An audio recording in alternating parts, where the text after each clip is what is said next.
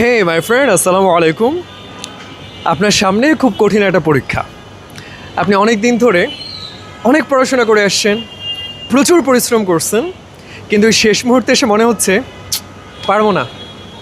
এত পড়ি তবু মনে থাকে না, কম্পিটিশন অনেক টাফ, প্রশ্ন অনেক কঠিন হবে, আমার দিয়ে সম্ভব না।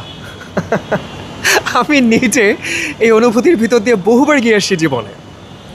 এবং তখন আমার মাথায় কী চিন্তা চলে জানেন? এই যে বিসিএস পরীক্ষার কথা ধরেন, একজন কোনো প্রস্তুতি ছাড়া হুদায় পরীক্ষা দিয়ে প্রিলিতেই বাদ। আবার আমার বন্ধু বছরের পর বছর পরিশ্রম করে সে খুবই ট্যালেন্টেড স্টুডেন্ট, প্রিলি রিটেন ভাইভা পার করে এসে একটুর জন্য ক্যাডার হইতে পারে নাই। আমার এসে বলতেছে, দোস্ত আই কুইট, আমার ফেলিয়ার।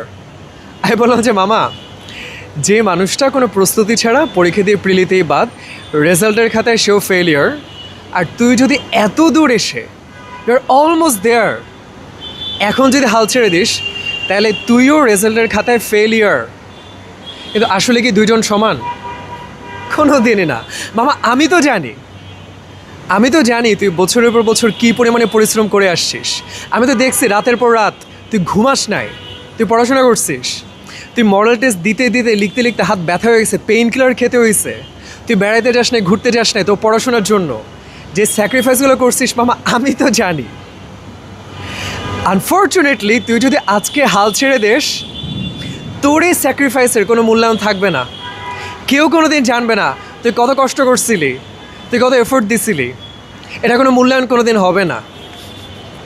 সো তুই কেমনে হাল ছাড়বি মামা? এই পরিশ্রমটা একটা স্বীকৃতি লাগবে না? এত কষ্টের একটা রেজাল্ট লাগবে না? তো এটা হাল ছাড়া যাবে না মামা। You have to win. তোরে জিততে হবে, তোর এই কষ্ট, তোর এই স্যাক্রিফাইসের মূল্যায়নটা আদায় করতে হবে, নাহলে মামা হবে না, নাহলে মানা গেল না। সো আপনার যেই পরীক্ষায় থাকুক, একটা কথাই বলবো, আপনার যদি মনে হয় যে পড়া মনে থাকে না, আপনার যদি হতাশ লাগে, আপনার যদি মনে হয় যে কম্পিটিশন অনেক টাফ, দ্যাটস গুড। তার মানে আপনি কষ্ট করতেছেন। ইনশাল্লাহ কষ্ট করতে থাকেন, আল্লাহর কাছে দোয়া করেন, অবশ্যই ভালো কিছু হবে। হাল ছেড়ে দেওয়া যাবে না, কারণ আপনি হেরে গেলে না, আপনার কষ্টে কোনো মূল্যায়ন থাকবে না, কোনো প্রমাণ থাকবে না, কেউ কোনো দিন জানবে না। এটা তো হইতে দেওয়া যাবে না। আপনারই জিততে হবে ইনশাল্লাহ। চেষ্টা করেন, আল্লাহর কাছে দোয়া করেন, ভালো কিছুই হবে।